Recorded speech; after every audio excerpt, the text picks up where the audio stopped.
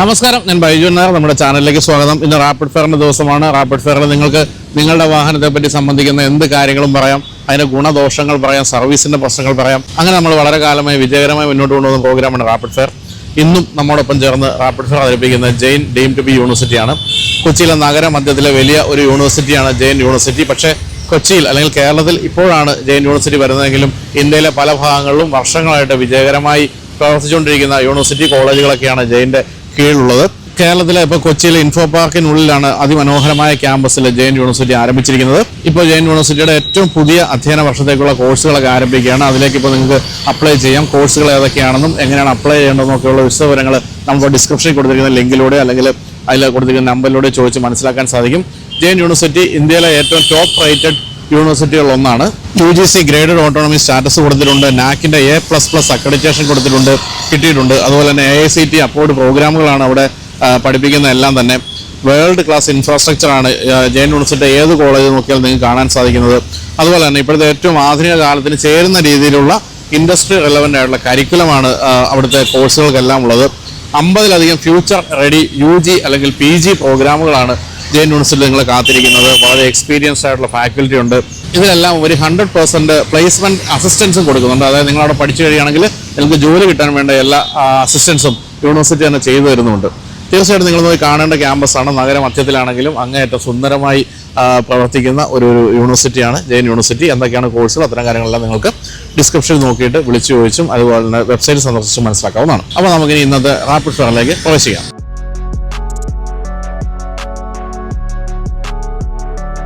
അപ്പോൾ തികച്ചും value for money വാഹനം എന്ന് വിളിക്കാവുന്ന കിയ കാർണിവലാണ്. പുതിയ കിയ കാർണിവൽ അല്ലാട്ടോ ഞാൻ പറഞ്ഞത്, അതിന് വില വളരെ കൂടി.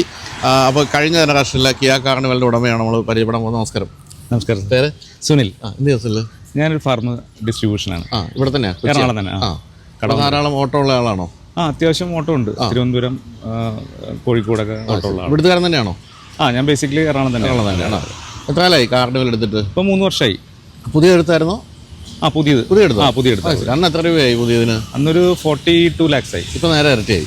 ഇപ്പൊ ഡബിൾ ചെയ്തത്. നേരെ ഇരട്ടി. അതെ. എന്തുകൊണ്ടാണ് അന്ന് കിയ കാർണിവൽ എടുക്കാനുള്ള ഒരു കാരണം? എനിക്കൊരു 7 സീറ്റർ ആയിരുന്നു എൻ്റെ താല്പര്യം. അപ്പൊ ഞാൻ 2-3 ബ്രാൻഡൊക്കെ പോയി നോക്കിയായിരുന്നു.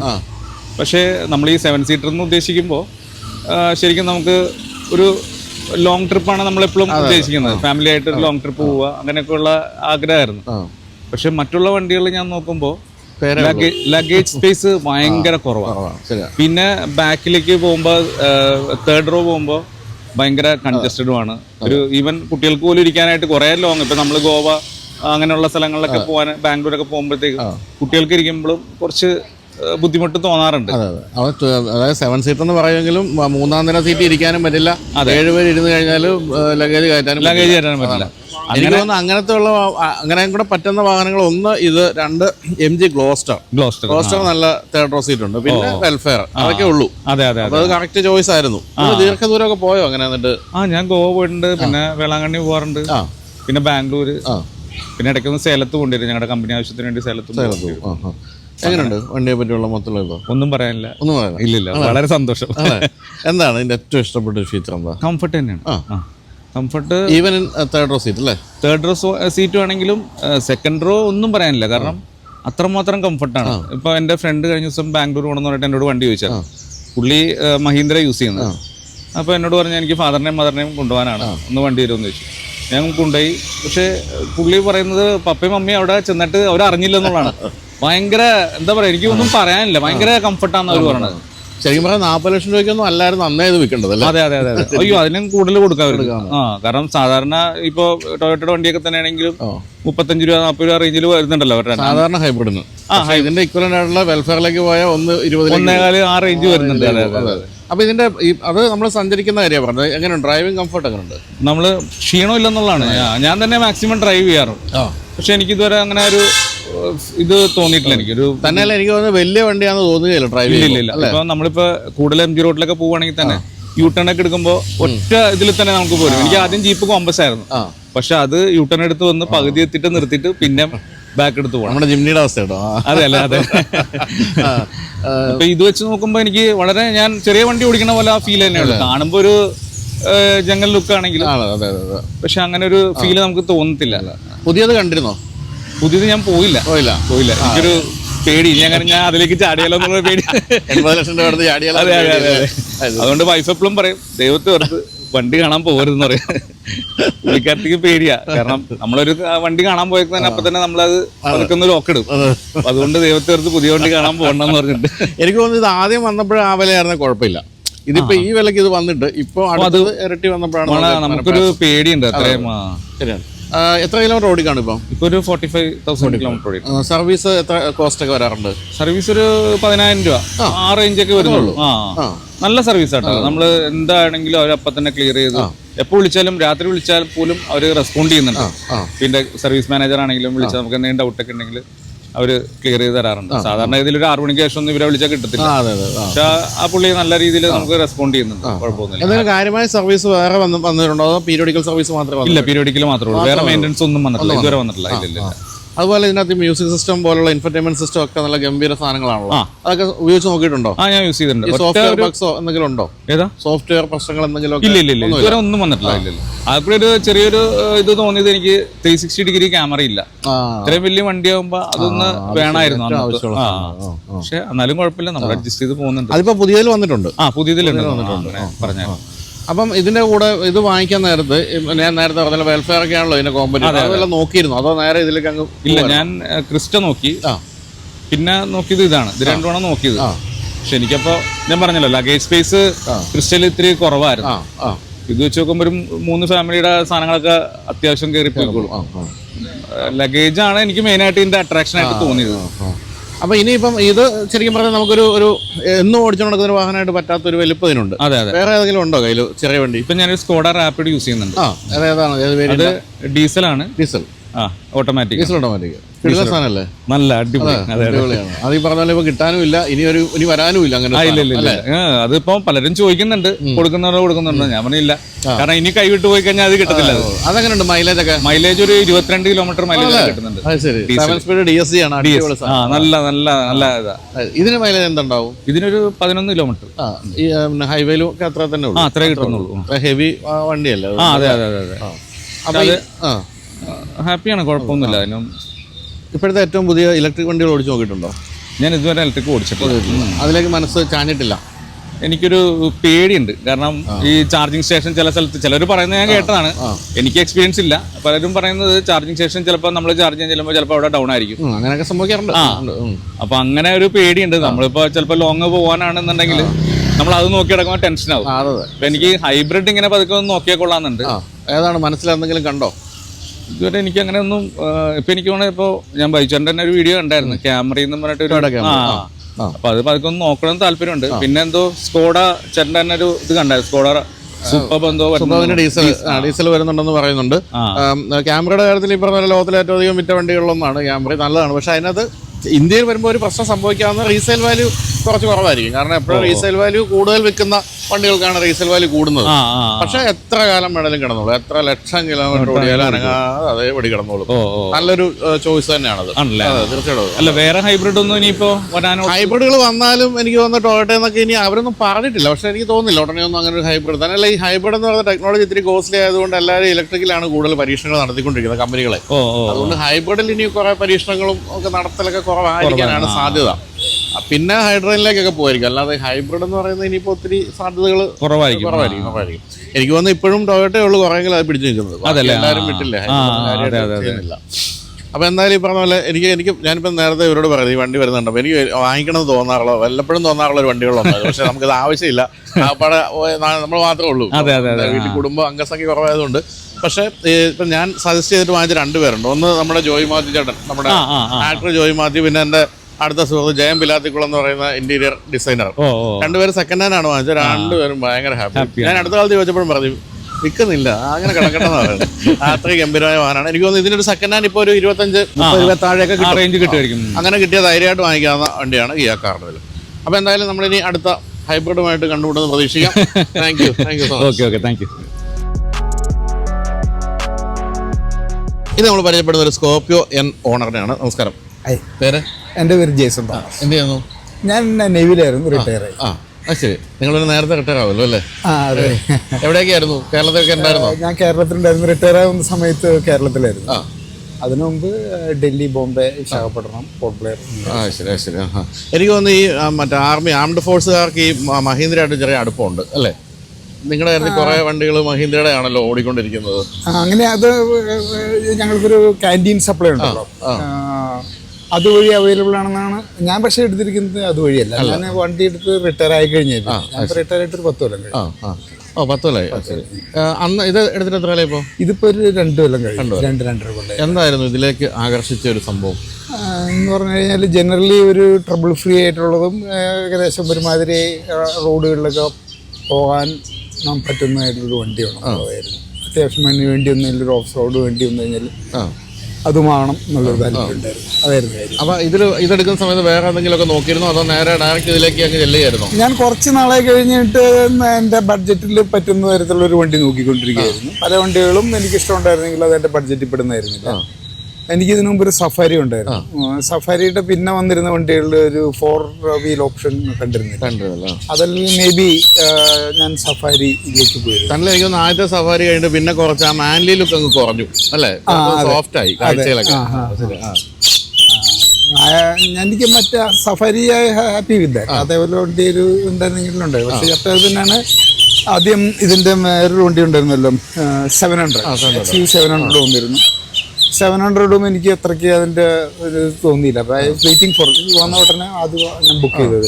അതിനെന്താണ് അത് അത്രയും കാത്തിരുന്ന് ബുക്ക് ചെയ്തെടുത്ത വണ്ടിയെ പറ്റി എന്താണ് ഒരു ഒറ്റ വാക്കിൽ പറഞ്ഞാൽ എങ്ങനെയാ? Happy with. എന്തെങ്കിലും ഒരു നെഗറ്റീവ് അല്ലെങ്കിൽ ഇതുകൂടെ ഉണ്ടായിരുന്നെങ്കിൽ തോന്നുന്ന എന്തെങ്കിലും ഫീച്ചർ ഉണ്ടോ? എന്ന് തോന്നിയിട്ടുള്ളത് ഒന്നതിൻ്റെ ഗ്രൗണ്ട് ക്ലിയറൻസ് സ്വല്പം കൂടി ആയി കഴിഞ്ഞാൽ അങ്ങനെ എന്തൊരു ഗ്രൗണ്ട് ക്ലിയറൻസിൻ്റെ അപ്പം എനിക്കതിനോട് ബുദ്ധിമുട്ട് തരേണ്ടതായിട്ടില്ല. പക്ഷേ ഒരു ഓഫ് റോഡ് വന്നു കഴിഞ്ഞ് കഴിഞ്ഞാൽ മറ്റുള്ള വണ്ടികളുടെ ഗ്രൗണ്ട് ക്ലിയറൻസ് പുറത്തുനിന്ന് നോക്കുമ്പോൾ ഇതുമായിട്ട് കമ്പയർ ചെയ്യുമ്പോൾ മേ ബി സ്വല്പം കുറവാണോ എന്നൊരു സംശയമുണ്ട്. എനിക്കൊരു ബുദ്ധിമുട്ട് ഇതുവരെ വന്നിട്ടില്ല. ഓഫ് റോഡ് പോകാറുണ്ടോ? കാര്യമായിട്ട് പോകാറില്ല. ഞാൻ ലോങ് ഡിസ്റ്റൻസ് ആണ്, ബാംഗ്ലൂർ അങ്ങനെ അധികം അങ്ങനെയാണ് ഓടിക്കൊണ്ടിരുന്നത്. ഓഫ് റോഡ് ചെറിയ രീതിയിലുള്ള ഓഫ് റോഡ് ഉപയോഗിക്കേണ്ടി വന്നിട്ടുണ്ടേ ഉള്ളൂ. ലോ ഉപയോഗിക്കേണ്ടി വന്നിട്ടില്ല. ഉപയോഗിച്ചു, പക്ഷേ അതിൻ്റെ ആവശ്യമുണ്ടായിരുന്നു. അപ്പോൾ ഈ ലോങ് പോകുമ്പോഴത്തേക്കും പലപ്പോഴും ഇത്തരത്തിലുള്ള മോഡലുകളുടെ പ്രശ്നം എന്ന് പറയുന്നത് ബോഡി റോളാണ്, ബാക്കി ഇരിക്കുന്നവർ. അങ്ങനെ ഫാമിലി വല്ല പരാതിപ്പെട്ടിട്ടുണ്ടോ? സഫാരിക്ക് ബോഡി റോൾ ഉണ്ടായിരുന്നു. ഇതിന് ബോഡി റോൾ ഉണ്ട്, പക്ഷെ അത് സഫാരിനേക്കാളൊക്കെ വളരെ കുറവാണ്. അങ്ങനെ ഒരു കംപ്ലൈന്റ് എന്നുള്ള രീതിയിൽ വന്നിട്ട്. എന്താണ് ഇതിൻ്റെ ഏറ്റവും ഇഷ്ടപ്പെട്ട ഫീച്ചർ? എന്താ അതിൻ്റെ ഡ്രൈവിംഗ് കംഫർട്ടബിൾ. ഞാൻ പറഞ്ഞില്ലേ, വണ്ടി ഓടിക്കുമ്പോൾ ലോങ് ഡിസ്റ്റൻസിന് എനിക്ക് സൗകര്യമായിട്ട് തോന്നിയിരിക്കുന്നത്. കംഫർട്ടബിൾ ആയിട്ട് ഡ്രൈവ് ചെയ്യാം. 5-6 മണിക്കൂർ കണ്ടിന്യൂസ് ആയിട്ട് ഡ്രൈവ് ചെയ്ത് കഴിഞ്ഞാൽ കുഴപ്പമില്ല. മൈലേജ് നോക്കിയിട്ടുണ്ടോ? മൈലേജ് ഒരു അറൗണ്ട് 10. ലോങ് ഡിസ്റ്റൻസിൽ may be little less than 50. അല്ലെങ്കിൽ ഓൺ ആൻ ആവറേജ് 10. ശരി.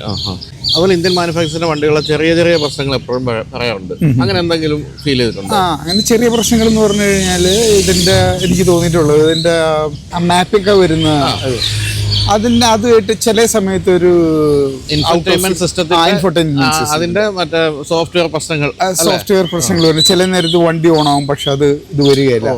ചില നേരത്ത് വണ്ടി വളരെ അപൂർവമായിട്ട് ഉണ്ടായിട്ടുള്ളൂ. പക്ഷെ അങ്ങനെ ഒരു കംപ്ലൈന്റ് ഞാൻ പറഞ്ഞിരുന്നു, സർവീസ് സ്റ്റേഷനിൽ പറഞ്ഞിരുന്നു. അവർ ചെക്ക് ചെയ്തിരുന്നു, അപ്പോൾ ഒന്നും കണ്ടിരുന്നില്ല. ചിലപ്പം ആ ഇൻഫോർടൈൻമെന്റ് സിസ്റ്റം ടോട്ടലി ബ്ലാങ്ക് ആയിരിക്കും. അപ്പോൾ വണ്ടി ഓടും, പക്ഷെ അതിലൊന്നും വരികയില്ല. പിന്നെ ഉള്ളത് അതിന്റെ നാവിഗേഷൻ സിസ്റ്റത്തിലുള്ളത് മാപ്പ് മൈൻഡ് ചെയ്യുന്നതാണ്. അത് ഐ എം നോട്ട് യൂസിങ്.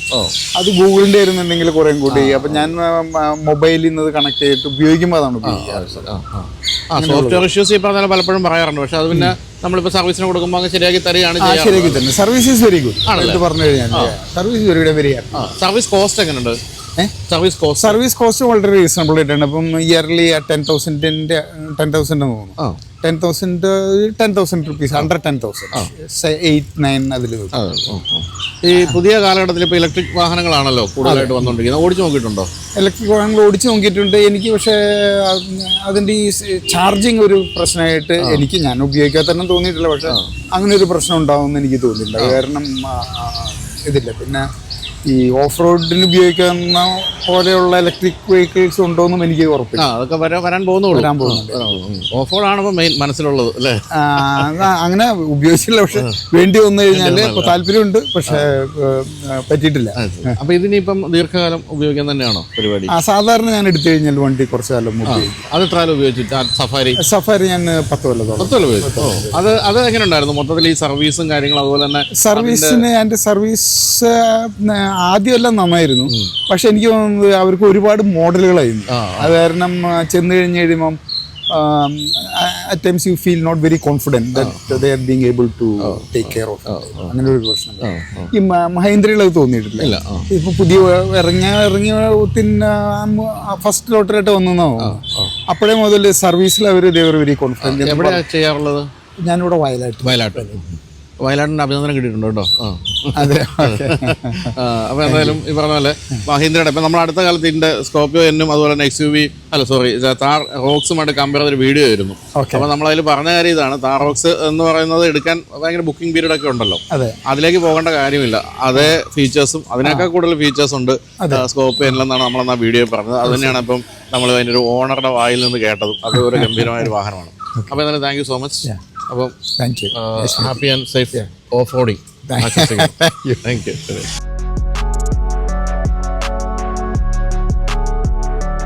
അപ്പോൾ ഇനി നമ്മൾ മെഴ്സീഡസ് ബെൻസിൻ്റെ C220D ഓണറിനാണ് പരിചയപ്പെടാൻ പോകുന്നത്. നമസ്കാരം. പേര്? നിയാസ്. നിയാസ്. ഞാൻ ബിസിനസ്സാണ്. എനിക്ക് ഹോട്ടലുണ്ട്. എവിടെ? ഇവിടെ നെട്ടൂർ ലേക്ക് ഷോറിൻ്റെ അടുത്ത്. എന്തായാലും പേര്? CMK habitat centre. അത് കണ്ടിട്ടുണ്ടല്ലോ. പിന്നെ എനിക്ക് ഇതുണ്ട്, പെട്രോൾ പമ്പ് ഉണ്ട്. അതോടെ അത് നമ്മൾ ഉദയം വരും. അത് ശരി. ഭാരത് പെട്രോളിയം. അത് കണ്ടിട്ടുണ്ട്. അവിടെ 1-2 കമ്പനി കൊണ്ടും ഉണ്ടല്ലോ ആ സൈഡ്. കമ്പനി കൊണ്ടല്ല, ഡീലർഷിപ്പ് തന്നെയാണ്. പണ്ട് കമ്പനിയുടെ അത് ഇന്ത്യൻ ഓയിൽ. അത് ജസ്റ്റ് കഴിയുമ്പോൾ ഇവിടുത്തെ തന്നെയാണ്. ബേസിക്കലി നെട്ടൂർ. സ്വന്തമായിട്ട് പെട്രോൾ പമ്പ് ഉണ്ടെങ്കിൽ എന്തിനാ ഡീസൽ വാങ്ങിച്ചത്? പെട്രോൾ വണ്ടിയൊക്കെ ഇഷ്ടംപോലെ അടിക്കരുതായിരുന്നു. ഈ ബെൻസ് എന്ന് പറഞ്ഞാൽ നമ്മുടെ ഒരു എന്താ പറയുക, ഞാൻ ചെറുപ്പം മുതലേ നമ്മുടെ ഒരു പാഷനായിരുന്നു. കാരണം എനിക്ക് 8ാം ക്ലാസ് പേര് ഫാദറിന് ടോൾ ഉണ്ടായിരുന്നു. ഈ ടോളിന്റെ ഇപ്പൊ അന്ന് ഞാനിങ്ങനെ ബെൻസ് ഇങ്ങനെ അന്ന് ഹൈവേ ഒക്കെ തുടങ്ങുന്ന സമയത്തായിരുന്നു ബെൻസ് വളരെ കുറച്ച് ആൾക്കാർക്ക്. അപ്പൊ നമ്മള് കാണുമ്പോ ഒരു വലിയൊരു പാഷനോടുകൂടിയാണ് ഈ സാധനത്തിനെ കണ്ടിരുന്നത്. അപ്പൊ നമ്മളൊരു കഴിയുമ്പോഴൊരു അതാണ് നമ്മുടെ ആഗ്രഹങ്ങൾ സാധിക്കാന്നുള്ളത്. എത്ര കാലം എടുത്തിട്ട്? 7 വർഷമായി. 7 വർഷമായി. ഇത് 7 വർഷം മുഴക്കമുണ്ട്. 7 വർഷം. ഓ അത് ശരി. ഇത് ബ്രാൻഡ് പോലെയാണല്ലോ ഇരിക്കുന്നത്. ശരിക്കും അല്ലേ? ഒട്ടും വിശ്വസിക്കാൻ പറ്റില്ല 7 വർഷം മുഴക്കുന്നത്. എന്തുകൊണ്ടാണ് അന്ന് ഇപ്പോഴത്തെ ഒരു അവസ്ഥയിൽ, കേരളത്തിലെ അവസ്ഥയിൽ നമ്മൾ മിക്കവാറും ഒക്കെ ഈ SUV-കളാണ് നമുക്ക് എടുക്കാൻ പറ്റുന്നത്. ഇപ്പോഴത്തെ റോഡിന്റെ അവസ്ഥ ഇപ്പോഴത്തെ നല്ല 7 വർഷം മുമ്പും. അതുകൊണ്ട് തന്നെ ഇപ്പൊ ഇതിന്റെ സമാനമായിട്ട് നോക്കുകയാണെങ്കിൽ GL 220D തന്നെയുണ്ട്. അത് പോകാതെ എന്തുകൊണ്ടാണ് സെഡാനിലേക്ക്? ആക്ച്വലി എന്താണെന്ന് വെച്ചാൽ ഇത് ഞാനാണ് അധികവും എനിക്ക് കോൺട്രാക്ട് ഉണ്ട് ഈ ഗ്യാസിന്റെ ബോട്ടിലിംഗ് പ്ലാന്റുകളുണ്ട് കേരളത്തിൽ. ഈ പാലക്കാടുണ്ട്, കാലിക്കറ്റ്, കൊല്ലം, ഇവിടെയൊക്കെ വർക്ക് ഉണ്ട്. നമ്മുടെ വീട്ടിലെ കുക്കിംഗ് ഗ്യാസ് ഇല്ലേ, കുക്കിംഗ് ഗ്യാസ് ഹാൻഡിൽ ചെയ്ത് നിറച്ച് തന്നെ ഇതുണ്ടോ ഇന്ത്യൻ ഓയിൽ കോർപ്പറേഷൻ, ഭാരത് പെട്രോളിയത്തിന്റെ ഒക്കെ. അതപ്പോ അവരല്ല ചെയ്യണം, കോൺട്രാക്ട്. എനിക്ക് യാത്ര ഉണ്ട്. ഞാൻ തന്നെ അപ്പൊ എനിക്ക് ഒത്തിരി പ്രൈവസിയും കൂടി. നമ്മൾ ഒറ്റയ്ക്ക് ഡ്രൈവ് ചെയ്ത് പോകാന്ന് പറഞ്ഞാൽ ഒരു സുഖമാണ്. പ്രത്യേകിച്ച് ഇത് ഒരു സെൽഫ് ഓൺ ഡ്രൈവർ ഫ്രണ്ട്ലി. അപ്പൊ അത് കാരണം അതൊരു ഒരു സംഭവം കൂടെ ഉണ്ട്. പിന്നെ ഞാൻ പറഞ്ഞ ഒരു പാഷൻ ഉണ്ട്, അത് ഇതായിരുന്നു. അതാണ് അത്. പിന്നെ ഇത് നമ്മുടെ ഒരു തിങ്കിങ് ലെവലുണ്ട്. പിന്നെ എൻ്റെ മദർ ഉള്ള സമയത്ത് അറിയാം. അപ്പോൾ നമ്മുടെ ഏറ്റവും ആഗ്രഹം എന്താ, നമ്മുടെ അമ്മയെ നമ്മൾ ഏറ്റവും നല്ല സംഭവം ചെയ്യാം. പിന്നെ അതിനപ്പുറത്തേക്ക് മദർ മരിച്ചു. പിന്നെ അതോടുകൂടി ആ വാഹനത്തോടുള്ള സംഭവം എന്നുള്ള അങ്ങനെ കൊണ്ടുനടക്കുക. അപ്പൊ വളരെ ആഗ്രഹിച്ചാണ് ബെൻസിലേക്ക് എത്തിയത് പണ്ട് തൊട്ടേ. എന്നിട്ട് എങ്ങനെയുണ്ട് ബെൻസ് തരുന്നൊരു അനുഭവം? Last 5 years I tell you it's 100% perfect. അതായത് നമുക്ക് ഒറ്റയ്ക്ക് ഡ്രൈവ് ചെയ്യാം. വളരെ ഒരുപാട് ഫീച്ചേഴ്സ് ഒക്കെ ഉണ്ടല്ലോ. അപ്പോൾ അതെല്ലാം നമുക്ക് എൻജോയ് ചെയ്യാം. ശരിക്കും അത് നമ്മളൊരു ഡ്രൈവിങ് എൻജോയ് ചെയ്യണം. അപ്പോൾ അഥവാ എൻ്റെ ഫ്രണ്ട്സ് വന്നാൽ തന്നെ ഞാൻ അപ്പുറത്തെ ഫ്രണ്ട് സീറ്റിലിരിക്കും, ബാക്കിലേക്ക് ഞാൻ ഇതുവരെ യാത്ര ചെയ്യാറ്. അപ്പോൾ അതൊരു ഒരു കംഫർട്ട് ഭയങ്കര. പിന്നെ 2020 ശേഷം ടോട്ടലി ഇന്റീരിയർ ഒക്കെ മാറി വലിയ സ്ക്രീനൊക്കെ വന്ന C ക്ലാസ് ഒക്കെ വന്നല്ലോ, അത് കണ്ടിരുന്നോ? 2020 ശേഷം പിന്നെ പോയി കണ്ടിരുന്നു. പിന്നെ വെച്ചാൽ ആക്ച്വലി ഞാൻ പറഞ്ഞില്ലേ, നമുക്കതൊരു ഇത് കഴിഞ്ഞപ്പോൾ പിന്നെ നമ്മുടെ ആഗ്രഹം കഴിച്ചു. പ്രത്യേകിച്ച് മദർ ഉണ്ടായപ്പോൾ എനിക്ക് അവരാണല്ലോ നമ്മൾ ഇത്ര ആക്കിയത്. അവരുള്ളപ്പോൾ നമ്മൾ അവർക്ക് വേണ്ടി ഒരു കൊടുക്കാവുന്ന ഒരു ഇതായിരുന്നു. പിന്നെ അത് വെച്ചാൽ മതം കഴിച്ചുകൊണ്ട് പിന്നെ ഞാൻ പിന്നെ അതിനെക്കുറിച്ച് ചിന്തിച്ചിട്ടില്ല. ചിന്തിച്ചിട്ട് എങ്കിലും ആഗ്രഹങ്ങൾ മനുഷ്യന്റെ തീരുന്നില്ലല്ലോ. എന്താണ് അടുത്ത ആഗ്രഹം? ഇപ്പൊ അടുത്ത ആഗ്രഹം പോണ പോലെ യാത്രകൾ ചെയ്യാന്നുള്ളത്. ഞാൻ ബാൽക്കൺ ഡയറിയൊക്കെ വായിച്ചിട്ടുണ്ട്. ആണല്ലേ? പുസ്തകങ്ങളും വായിച്ചു നമ്മള്. എന്റെ പുസ്തകങ്ങൾ വായിച്ചിട്ടാണ് എനിക്ക് വലിയ സന്തോഷം. കാരണം അങ്ങനെയുള്ളവരുടെ എണ്ണം കുറഞ്ഞു വരികയാണല്ലോ. ബാൽക്കൺ ഡയറിയൊക്കെ വായിച്ചിട്ടുണ്ട്. ഞാൻ മോണ്ടിനീഗ്രോ മറ്റേ എവിടെയൊക്കെ പോയാൽ എപ്പോഴും അതിനെക്കുറിച്ച് എപ്പോഴും ചിലപ്പോൾ ചോദിക്കണത് എപ്പോഴാണ് ആ ഒരു കന്യാമറിയത്തിന്റെ ഒരു 40,000 ആ സ്ഥലത്ത് പോയത്. അപ്പൊ എനിക്ക് ആക്ച്വലി എന്റെ ഒരു ബക്കറ്റ് ലിസ്റ്റിലുള്ള സ്ഥലങ്ങളാണ്. പൊതുവെ യാത്ര ചെയ്യുന്നുണ്ടോ? ഞാൻ അത്യാവശ്യം യാത്ര ചെയ്യും. അത്യാവശ്യം യാത്ര ചെയ്തപ്പോ ഞാനിപ്പോ അടുത്ത ജൂലൈ US വിസ ഒക്കെ എടുത്ത് റെഡിയായി. കഴിഞ്ഞ മാസം ഇതേപോലെ ഇവിടെ ടർക്കി പോയി. അത്യാവശ്യം ഇങ്ങനെ കിട്ടുന്ന കാശ് കൊണ്ടൊക്കെ ഇങ്ങനെ യാത്ര ചെയ്ത് ചെറിയ പൈസ കിട്ടുന്നുണ്ടാവുള്ളൂ. പെട്രോൾ പമ്പൊക്കെ അല്ലേ ഉള്ളൂ. അതുകൊണ്ട് മൈലേജ് എങ്ങനെയുണ്ട്? പെട്രോൾ പമ്പ് മുതലാളിയോട് ചോദിക്കാവുന്ന. അല്ലല്ല, മൈലേജ് ഞാൻ പറയട്ടാ, എക്സലന്റ്. എനിക്ക് വേറെ 2 ചെറിയ വണ്ടികളുണ്ട്, ഹോണ്ട ബ്രിയോ മറ്റേ i10 ഒക്കെ. പക്ഷെ ഏറ്റവും നല്ല മൈലേജ് ഉള്ള വണ്ടിയാണ്. എന്റെ GLA 220D ആയിരുന്നു. അത് 22 വരെയൊക്കെ ഹൈവേയിലും നല്ല മൈലേജ്. നല്ല മൈലേജ്. ശരിക്കും നമുക്കൊരു മൈലേജിനെ കുറിച്ച് എനിക്ക് മൈലേജാണ് കൺസിഡർ ചെയ്യണമെങ്കിൽ ഐ വിൽ പ്രിഫർ ദിസ്. ശരിയാണ്. പിന്നെ ഡ്രൈവിംഗ് കംഫർട്ട്, ഇതിനപ്പുറത്തേക്ക് നമുക്കൊരു ആവശ്യം ഇല്ലല്ലോ. അതുപോലെ തന്നെ പെട്രോൾ പമ്പ് മുതലാളിയോട് ചോദിക്കാൻ പറ്റുമോ എന്നറിയാത്തൊരു ചോദ്യം ചോദിക്കാം. ഇലക്ട്രിക് വാഹനങ്ങൾ ഭീഷണി ആയി വരുന്നുണ്ടോ? പെട്രോൾ ഞങ്ങള് അതിലേക്ക് മാറിക്കൊണ്ടിരിക്കുകയാണ്. Because we already install EV station. ആണോ? എന്റെ പമ്പില് ഇൻസ്റ്റാളേഷൻ നടന്നുകൊണ്ടിരിക്കുകയാണ്.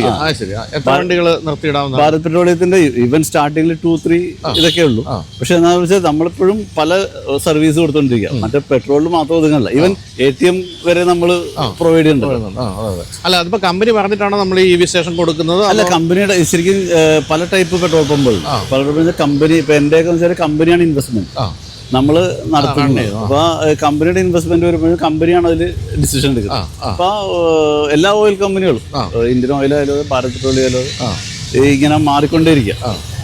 അതുപോലെ മറ്റേ ഇവരുടെ ഈ പ്രൈവറ്റ് ഓണർ ആകുമ്പോൾ പിന്നെ അത് പ്രശ്നമേ ഇല്ല, അവർക്ക് തന്നെ ചെയ്യാവുന്ന കാര്യമുള്ളൂ. അപ്പൊ അതിൽ ധാരാളം വണ്ടികൾ വന്നു തുടങ്ങിയോ? ഇപ്പൊ EV അല്ല ചെയ്ത് തുടങ്ങിയിട്ടുള്ളൂ. പക്ഷെ അത്ര ഞാൻ പറയാം, എനിക്കൊരു സെയിൽസിൽ വലിയൊരു ഗ്രോത്ത് ഇല്ലെന്നേ ഉള്ളൂ. പക്ഷെ സ്റ്റാഗ്നന്റ് അങ്ങനെ ഒരു കൺവേർഷൻ, ഭയങ്കര റാപ്പിഡ് കൺവേർഷൻ നടക്കണില്ല. റാപ്പിഡ് കൺവേർഷനിലേക്ക് വരുമ്പോ അപ്പൊ EVകൾ ഓടിച്ചു നോക്കിയിട്ടുണ്ടോ? ഞാൻ ഓടിച്ചിട്ടുണ്ട്. ഇഷ്ടപ്പെട്ടിട്ടുണ്ടോ? എനിക്ക് അതിന്റെ സൗണ്ട് ഒക്കെ വളരെ ക്വയറ്റാണ്. ആ ഒരു ടെൻഷൻ എനിക്ക് ഫീൽ ചെയ്യാറുള്ളത് വെച്ചാൽ എൻ്റെ ഒരു കസിൻ EV ഉണ്ട്. അപ്പൊ ആ പുള്ളിയുടെ ഒരു അഭിപ്രായം, പുള്ളിക്കൊരു അബദ്ധം വരും. ലൂ മാളിന്റെ അവിടെ വെച്ച് പുള്ളി 35% കാണിച്ചു. അവിടെ ബ്ലോക്ക് ഒക്കെ എടുത്ത് കഴിഞ്ഞപ്പോഴത്തേക്ക് ഓടിച്ച് ലൂ മാളിലേക്ക് ഇറങ്ങി വന്നു. കാണിച്ചാൽ അവിടെ വെച്ച് തീർന്നുപോയി. Correct station. അങ്ങനെ ഒരു കൺസേൺ പുള്ളിക്ക് എപ്പോഴും പ്ലാനിങ് ഇല്ലെങ്കിൽ ബുദ്ധിമുട്ടില്ല. തന്നെയല്ല ഈ പറഞ്ഞ പല ഇന്ത്യൻ മാനുഫാക്ചേഴ്സിന്റെ ഇലക്ട്രിക് വണ്ടികളുടെ കാര്യത്തിൽ 35% ഒക്കെ ബാക്കിയുള്ള പെട്ടെന്ന് ഡ്രോപ്പ് ആകും. 35% ഇതാണ് പുള്ളി 35% പൂനന്തയിൽ വെച്ച് കണ്ടു. ഇവിടെ ഓടിച്ച് കയറ്റി കഴിയുമ്പോഴത്തേക്കും ഇഷ്യൂസ് ഉണ്ട്. തീർച്ചയായിട്ടും. അപ്പൊ ഇത് 7 വർഷമായി. എന്തൊക്കെ പറഞ്ഞാൽ 7 വർഷം കഴിയുമ്പോൾ വിൽക്കേണ്ട ഒരു സമയമൊക്കെ ആയിട്ടുണ്ട്. അത് ചിന്തിച്ചു കഴിഞ്ഞാൽ ഇനി അടുത്തൊരു ഓപ്ഷൻ എന്ന് വെച്ചാൽ ഇതിന്റെ ഹയർ ഗ്രേഡ് അല്ലാണ്ട് നമ്മളെപ്പോഴും ഇപ്പൊ ഈ പറഞ്ഞ GLA ആ റേഞ്ചിലേക്കുള്ള ഒരു സാധനത്തെ കുറിച്ചാണ് ചിന്തിച്ചു തുടങ്ങിയിരിക്കുന്നത്. ഡീസൽ ആയിരിക്കുമോ? ഡീസൽ തന്നെ. ഡീസൽ എന്നുള്ള കൺസെപ്റ്റ് അല്ലേ ഏറ്റവും കംഫർട്ടബിൾ ആയിട്ടുള്ള സാധനം ഇതാണോ? ഇപ്പൊ കാര്യം ഞാൻ പെട്രോളിൽ ഞാൻ നോക്കിയാണ്. പക്ഷെ പെട്രോളിനേക്കാൾ കമ്പർട്ടബിൾ ഇതായതുകൊണ്ടാണ് ഹാർഡ്ലി 10 rupees ഡിഫറൻസ്. തന്നെയല്ല, അവർക്കൊക്കെ ഉള്ളു ഇപ്പോഴും ഡീസൽ. കമ്പനിക്ക് ഇല്ലാതായി മാറിയിട്ടുണ്ട്. തീർച്ചയായിട്ടും എന്റെ ഒരു അഭിപ്രായത്തിൽ ഇനിയിപ്പം ഇപ്പൊ C ക്ലാസ് ആണ് ഇതെന്നുള്ളതാണ്. ഈ GLE-ലേക്കൊക്കെ മാറാവുന്നതാണ്. SUV-ലേക്ക് മാറണം. അപ്പൊ അത് തന്നെ. അപ്പൊ എന്തായാലും സന്തോഷം. അപ്പൊ ഇനി ഉദയംപേര് വരുമ്പോഴത്തേക്കും പെട്രോൾ അടിക്കാൻ കയറാം. ഉദയംപേര് ഇടയ്ക്ക് നമ്മുടെ ഹോട്ടലിൽ നമ്മുടെ റിസോർട്ട് പുതിയത് നടക്കുന്നുണ്ട്. അത് മരട് നമ്മുടെ വാട്ടർ ഫ്രണ്ട് പ്രോപ്പർട്ടി. ശരി. എന്തായാലും പേരൊക്കെ ഇട്ടോ? പേര് ജൽസ്ഥാന. നല്ല പേരാണല്ലോ ജൽസ്ഥാന. ഒരു വർക്ക് നടന്നുകൊണ്ടിരിക്കുക. ശരി. വലിയ റിസോർട്ടാണ്. കുറെ റൂംസ് ഒക്കെ ഉണ്ടോ? റൂംസ് ഉണ്ട്. ബാങ്കറ്റ് ഇവന്റ്സ് വലിയ വാട്ടർ ഫ്രണ്ട്, ഒരു 100 മീറ്ററോളം വാട്ടർ ആണല്ലേ? വരാം. തീർച്ചയായിട്ടും വരാം. ഓക്കെ. അപ്പോൾ താങ്ക് യു.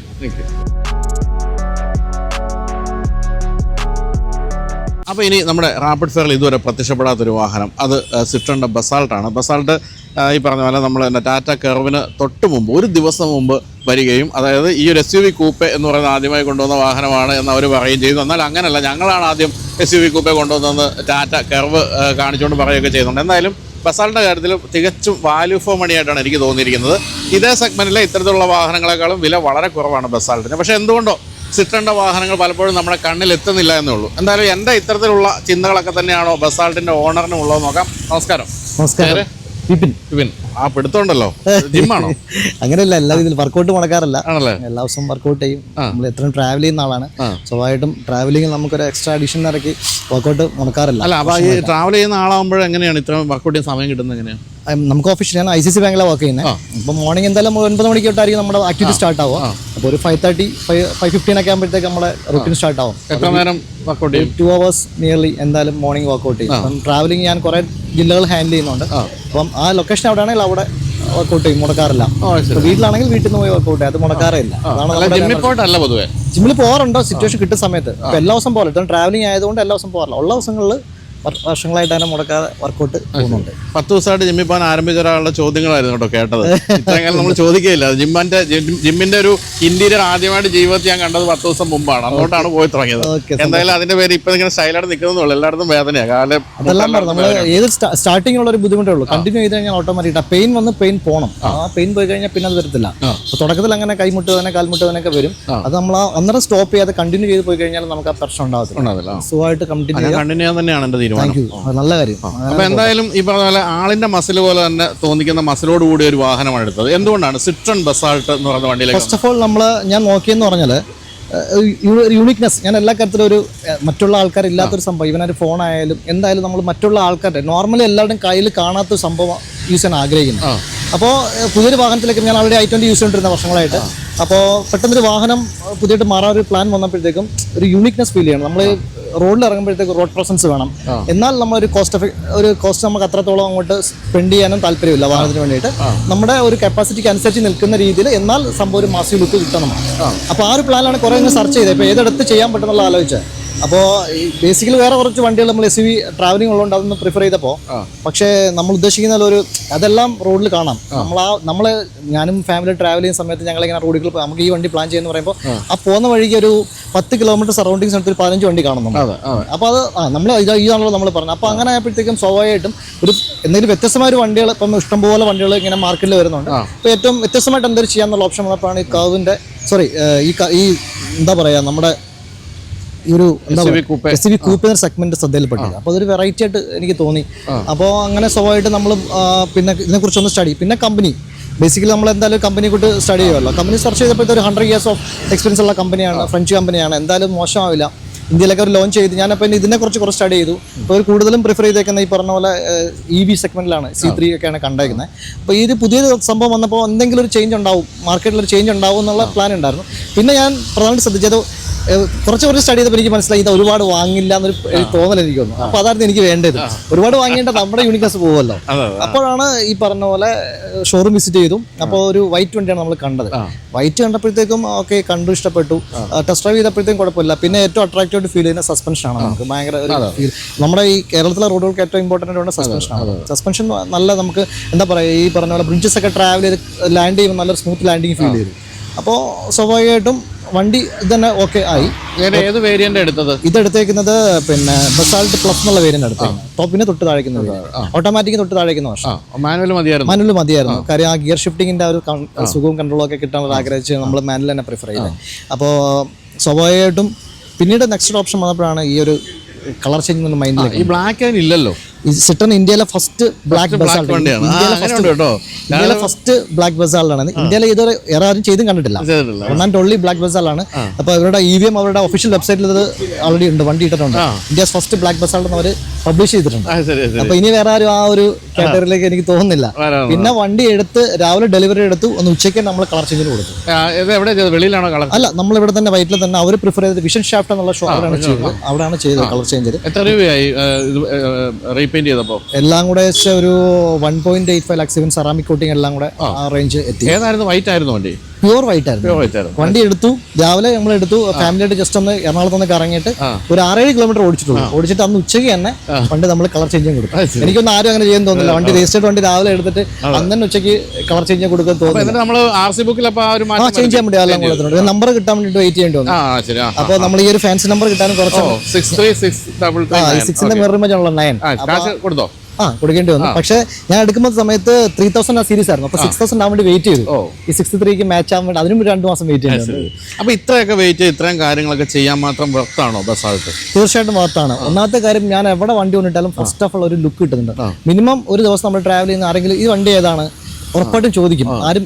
പിന്നെ ഈ പറഞ്ഞ പോലെ അത്ര അധികം ആൾക്കാർക്ക് അതുകൊണ്ട് ഫെമിലിയർ അല്ലാത്ത വണ്ടി ആയതുകൊണ്ട്, പിന്നെ ഈ സെഗ്മെന്റ് സ്റ്റൈലിംഗ് ഈ പറഞ്ഞ പോലെ SUV കൂപ്പ് എന്നുള്ള സെഗ്മെന്റ് നോക്കുമ്പോൾ വണ്ടി ആരും കണ്ടിട്ടില്ല. അതാണ് ഒരു മെയിൻ അട്രാക്റ്റീവ് പോയിന്റ് നമുക്ക്. അപ്പോൾ ആൾക്കാർ ഈ കളർ ചേഞ്ച് വന്നപ്പോഴാണ് ഏറ്റവും കൂടുതൽ അട്രാക്ഷൻ വന്നത് നമുക്ക് വണ്ടി. എത്ര രൂപ ഓൺ റോഡ് എല്ലാം കൂടെ അന്ന് എടുത്തപ്പം ഒരു നിയർലി ഒരു 13 lakhs നിയർ ബൈ. 2 ലക്ഷം രൂപയ്ക്ക് എടുത്ത് നമ്മൾ എക്സ്ട്രാ അതിന് മേളിൽ പോയിട്ട് പിന്നെ അത് ഇന്റീരിയർ ഫുള്ള് ചേഞ്ച് ചെയ്തു. ഇതിപ്പോ നമ്മൾ സൈഡിൽ അലോയ് ഒക്കെ മാറ്റി അല്ലേ? അലോയ്സ് എല്ലാം ചേഞ്ച് ചെയ്തു. അലോയ് ഇപ്പൊ നമ്മൾ ഇത് അതിന്റെ നടുക്ക് കാണുന്ന ഈ സിട്രൺ ബാഡ്ജിങ് ഉള്ളതാണോ? അല്ല, അതും ചെയ്താണ്. അത് എവിടുന്ന് കിട്ടിയോ? നമ്മൾ ടാർഗുലിന്റെ അവിടെയാണ് ചെയ്തത്. കിരണാണ് എനിക്ക് എല്ലാം സജസ്റ്റ് ചെയ്തത്. ഏറ്റവും കൂടുതൽ ഫേസ് ചെയ്തതെന്ന് വെച്ചാൽ ഇതിന്റെ PCD സർക്കിൾ ഡയമീറ്റർ, അതാണ് ഏറ്റവും കൂടുതൽ ബുദ്ധിമുട്ട്. ഞാൻ കോയമ്പത്തൂരൊക്കെ ഒരുപാട് സെർച്ച് ചെയ്തു, പക്ഷെ എവിടെ സെർച്ച് ചെയ്തിട്ട് ഇതിന് പറ്റിയൊരു അലോയ് കിട്ടിയില്ല. അപ്പം നമ്മുടെ മനസ്സിലുള്ളൊരു ഡിസൈൻ പ്ലസ് അതിന്റെ PCD മാച്ച് ആവുന്നില്ല. എനിക്ക് അതിന്റെ മാറ്റ് ഫിനിഷ് വളരെ ഇഷ്ടപ്പെട്ടു. മാറ്റ് ഫിനിഷ് നല്ല രസമാണ്. ഫിനിഷ് അത് പ്രത്യേകം പറഞ്ഞ ചേച്ചിയാണ്. നമുക്കത് ഈ കളർ ചേഞ്ച് അതിനൊരു എക്സ്ട്രാ പേയ്മെന്റ് കൊടുക്കുന്നുണ്ട്. വൈറ്റ് ആയിരുന്നു, അലോയ്സ് വൈറ്റ് ആയിരുന്നു. വൈറ്റ് എടുത്ത് പിന്നെ ബ്ലാക്ക് ആക്കി. എനിക്ക് തോന്നി ആ ബ്ലാക്ക് വന്നപ്പോഴത്തേക്കും ബൈക്കിന്റെ കാലിപ്പർ റെഡും ഈ റെഡും എല്ലാം ചേച്ചി അതെല്ലാം സ്റ്റേജ് ആണ്. ഇതെല്ലാം സ്റ്റിക്കർ, ഇതെല്ലാം ഇത് സ്റ്റീൽ കളർ ആയിരുന്നു. ഞാൻ റെഡ് സ്റ്റീലായിരുന്നു. റെഡ് അവിടെ സ്റ്റിക്കർ ചെയ്താ. എന്തൊക്കെ പറഞ്ഞാലുണ്ടല്ലോ, ഇവിടുത്തെ ഈ ഒരു സ്റ്റൈലിംഗ് എന്ന് പറഞ്ഞാൽ ഭയങ്കര രസമാണ്. ഭയങ്കര വ്യത്യസ്തമായ ഒരു സ്റ്റൈലിംഗ്. അതുപോലെ തന്നെ എനിക്ക് ഇവിടെ ഈ ഇതും ടെയിൽ ലാമ്പും ഭയങ്കര സ്റ്റൈലിഷ് നമ്മളൊരു കാണാത്തൊരു യൂണിക് സ്റ്റൈലാണ് വന്നത്. ശരിക്കും പറഞ്ഞാണല്ലോ, നമ്മൾ ഇപ്പോഴാണ് ബസാൾട്ട് നമ്മൾ മീഡിയ ഡ്രൈവിനൊക്കെ പോയി കഴിഞ്ഞെങ്കിലും ഇപ്പോഴാണ് ശരിക്കും ബസാൾട്ട് ഇത്ര ഭംഗിയുള്ളത്. എനിക്ക് ഇപ്പോഴാണ് ഈ വണ്ടി കണ്ടപ്പോൾ തോന്നിയത്. നല്ല രസമായിട്ടുണ്ട്. ഞാനിന്ന് രാവിലെ താങ്കളുടെ റിവ്യൂ ഒന്നുകൂടെ കണ്ടു. വൈറ്റിന്റെ ഞാനിന്ന് രാവിലെ ട്രാവലിംഗ് അത് കണ്ടപ്പോൾ കുറെ കാര്യങ്ങളാണ് താങ്കൾ പറഞ്ഞ പോലെ. അതിനകത്ത് ബസാൾട്ടിന്റെ മീനിങ് തന്നെ ഷൈനിങ് റോക്സ്. പക്ഷെ ഇന്ത്യക്ക് ഫോർച്ചുനേറ്റ്ലി എന്ന് പറയുള്ളൂ, ഇന്ത്യക്ക് അങ്ങനെ ഒരു ബ്ലാക്ക് കളർ ഇല്ല. നമ്മളത് അതുകൊണ്ടാണ് ബ്ലാക്ക് ചേഞ്ച് ചെയ്യാനുള്ള ഒരു മോട്ടിവേഷൻ വന്നതും. പിന്നെ എനിക്ക് മൈൻഡിൽ അപ്പൊ ഞാൻ ആദ്യം ചെയ്യാൻ കൊടുത്തപ്പോൾ ഒരുപാട് ആൾക്കാർ പറയും എന്ത് പണിയാണ് കാണിക്കുന്നത്, എന്തിനാ ചെയ്യുന്നത്. അപ്പൊ എന്റെ മൈൻഡിൽ ഒരു കോൺസെപ്റ്റ് ഇങ്ങനെ വന്ന ഇങ്ങനെ ഇരിക്കും ഒരു ചിന്ത ഉണ്ടായിരുന്നു. പക്ഷെ ഒരുപാട് ആൾക്കാർ പറഞ്ഞത് ഇത് ചെയ്യാൻ കൊടുക്കരുത്, ബ്ലാക്ക് ചെയ്യുന്ന ഫിനിഷിംഗ് ഉണ്ടാവില്ല. പക്ഷെ എനിക്ക് എത്ര കോൺഫിഡൻസ് ആയിരുന്നു അവർ നന്നായിട്ട് ചെയ്തു. ഇപ്പം പറഞ്ഞാലും വിശ്വസിക്കത്തില്ല. ഞാനത് രണ്ടാമത് റീപെയിന്റ് ചെയ്തെന്ന് പറഞ്ഞാൽ ആരും വിശ്വസിക്കത്തില്ല. കമ്പനി നന്നായിട്ട് അവർ ചെയ്തിട്ടുണ്ട്. അപ്പോൾ എനിക്ക് തോന്നുന്നു നമ്മുടെ ഇപ്പൊ സിട്രണിന്റെ ഒക്കെ തലപ്പത്തുള്ളവരൊക്കെ നമ്മുടെ സുഹൃത്തുക്കളാണ്. ഈ വീഡിയോ പലരും കാണും. ഒരു പക്ഷേ സിട്രണിന്റെ ബ്ലാക്ക് ഫിനിഷ് ഉള്ള വണ്ടി പോയി അല്ല, അതിനകത്ത് ഞാൻ ഷോറൂമിൽ സർവീസ്, ഞാൻ ഇടയ്ക്ക് ഷോറൂമിൽ നല്ല കണക്ഷൻ ഉണ്ട്. ഇടയ്ക്ക് അവർ വിളിക്കും. അപ്പോൾ അങ്ങനെ ഞാൻ ചെന്ന സമയത്ത് ഇപ്പം നമ്പർ ബഡ്ജിങ്ങിനൊക്കെ ചെന്ന സമയത്ത് അവർ പറഞ്ഞ് നിങ്ങളെ വണ്ടി കാരണം കൊണ്ട് ഞാൻ കുറച്ച് ബുദ്ധിമുട്ടുണ്ട്. കാര്യം എല്ലാവരും ബ്ലാക്ക് വെച്ച് വരുന്നുണ്ട്. കാര്യം ഞാൻ ഈ എറണാകുളം സറൗണ്ടിങ്സ് ട്രാവൽ ചെയ്യുന്ന സമയത്ത് ഈ ആൾക്കാർ ബ്ലാക്ക് എന്നൊരു ഓപ്ഷൻ വന്നപ്പോഴത്തേക്ക് അപ്പോൾ അവർ പറഞ്ഞു അങ്ങനെ എല്ലാവരുടെ അടുത്ത് കസ്റ്റമൈസ് ചെയ്യാൻ പറയേണ്ട സിറ്റുവേഷൻ വന്നു. അപ്പം ഇന്റീരിയറിൽ നമ്മൾ കാര്യമായ മാറ്റം വരുത്തി. ഫുള്ള് വൈറ്റ് ആയിരുന്നു ഫുള്ള്. അപ്പൊ നമ്മളെല്ലാം full black and red. Even നമ്മുടെ എന്താ പറയാ ഡ്രിങ്കിങ് വാട്ടർ ബോട്ടിൽ പോലും ബ്ലാക്ക് ആക്കി. സൺഗ്ലാസ് പോലും അതുപോലെ നമ്മള് ബ്ലാക്ക് ആൻഡ് റെഡ് കോമ്പിനേഷൻ എത്തിച്ചു. കാണുന്നവർക്ക് ചിലപ്പോ ഇതിന് എത്രയൊക്കെ ഒരു വണ്ടി ഭ്രാന്ത്. നമ്മൾ മറ്റുള്ളവരുടെ യൂണിക് ആയിട്ട് ചിന്തിക്കാനുള്ളതാണല്ലോ ഏറ്റവും ഇമ്പോർട്ടന്റ്. എല്ലാം ചേഞ്ച് ചെയ്ത് ഇത് ചെയ്ത് സ്കാമി എന്നൊരു അവിടെ അറിയാം. സ്കാമിയിലാണ് ഈ പറഞ്ഞ ഇതെല്ലാം ചെയ്തത്. നമ്മുടെ ഇത് ഡിസൈൻ ഒക്കെ ഞാൻ തന്നെ സെലക്ട് ചെയ്ത ബോർഡേഴ്സ് എല്ലാം ഓവറായിട്ട് ചെയ്യേണ്ട, ഒരുപാട് ബ്ലാക്ക് ജസ്റ്റ് ബോർഡേഴ്സിൽ മാത്രം കിട്ടുന്ന രീതിയിൽ അങ്ങനെ അവർ ചെയ്താണ്. അവരൊരു വൺ ഡേ എടുത്ത് അവരും ചെയ്തു. അതൊക്കെ സ്റ്റൈലായിട്ടുണ്ടോ? നല്ല രസമായിട്ടുണ്ട് എന്തായാലും. അപ്പൊ ഏതാ വേറെ വണ്ടികൾ ഉപയോഗിക്കുന്നുണ്ടാവുമല്ലോ? ഞാൻ i20 യൂസ് ചെയ്യുന്നുണ്ട്. അതിപ്പോൾ ഏകദേശം 2 ലക്ഷം കിലോമീറ്റർ ആയി. ഇപ്പോഴും ഒരു കുഴപ്പമില്ല. ഞാൻ ഏറ്റവും കൂടുതൽ ശ്രദ്ധിക്കുന്ന വെച്ചാൽ വണ്ടിയുടെ ഡ്രൈവിംഗ് വളരെ ശ്രദ്ധിക്കും. ഗിയർ ഷിഫ്റ്റിങ്ങും ഡ്രൈവിംഗും വളരെ ശ്രദ്ധിക്കും.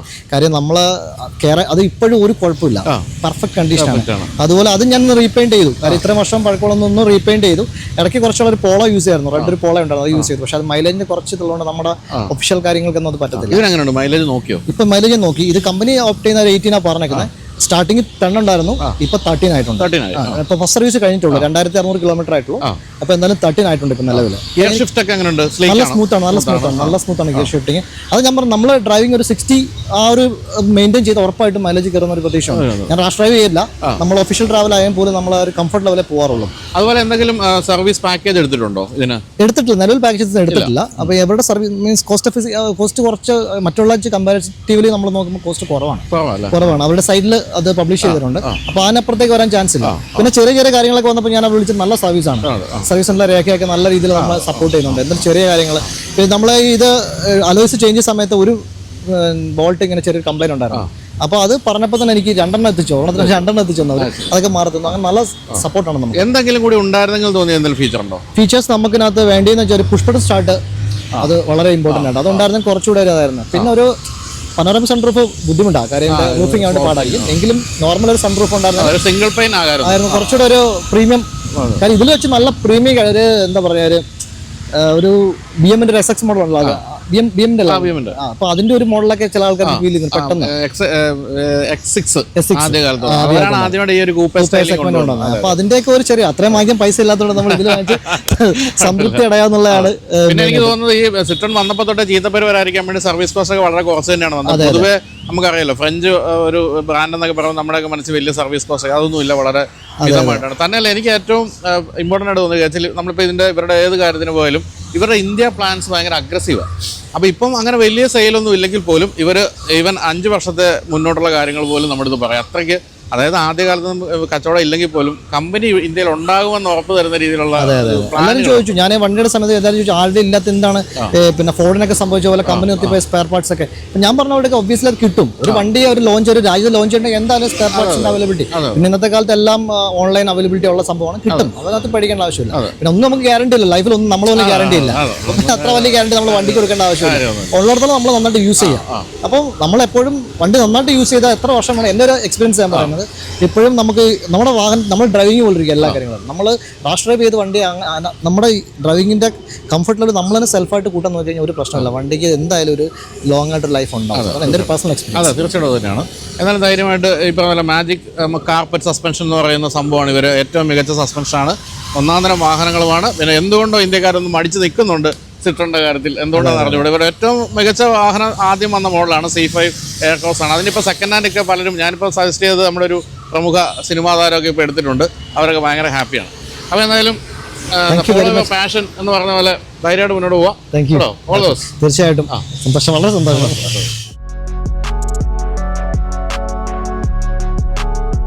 അപ്പോൾ ഇന്നത്തെ റാപ്പിഡ് ഫയർ അവസാനിക്കുകയാണ്. എനിക്ക് തോന്നുന്നു ഇന്നത്തെ റാപ്പിഡ് ഫയറിൽ ഏറ്റവും അധികം ആളുകൾ ശ്രദ്ധിച്ചിരിക്കുക ബസാൾട്ട് ആയിരിക്കും. ബ്ലാക്ക് ഫിനിഷുള്ള ബസാൾട്ട് നമ്മൾ കണ്ടിട്ടില്ല, അതാണ് നമ്മളിത് പ്രധാനമായിട്ടും കണ്ടത്. പിന്നെ ഞാൻ ആദ്യം പറഞ്ഞ കാര്യം മറക്കണ്ട, അതായത് ജെയിൻ ഡീംഡ് യൂണിവേഴ്സിറ്റിയിൽ ഇപ്പോൾ ഏറ്റവും പുതിയ അധ്യയന വർഷത്തെ കോഴ്സുകളിലേക്ക് നിങ്ങൾക്ക് പ്രവേശനത്തിന് അപ്ലൈ ചെയ്യാവുന്ന സമയമാണ്. അപ്പോൾ എങ്ങനെയാണ് അപ്ലൈ ചെയ്യേണ്ടത്, എന്തൊക്കെ കോഴ്സുകളാണുള്ളത് തുടങ്ങിയ കാര്യങ്ങളെല്ലാം നിങ്ങൾക്ക് ഡിസ്ക്രിപ്ഷനിലെ നമ്പറിൽ വിളിച്ചോ അല്ലെങ്കിൽ വെബ്സൈറ്റ് സന്ദർശിച്ചോ അറിയാവുന്നതാണ്. അതിനുള്ള ഡീറ്റെയിൽസ് എല്ലാം ഞാൻ ഡിസ്ക്രിപ്ഷനിൽ കൊടുക്കുന്നുണ്ട്. അപ്പോൾ അടുത്ത ആഴ്ച മറ്റൊരു റാപ്പിഡ് ഫയർ കൊണ്ട് കാണാം. വീഡിയോ എല്ലാവർക്കും നന്ദി, ബൈ.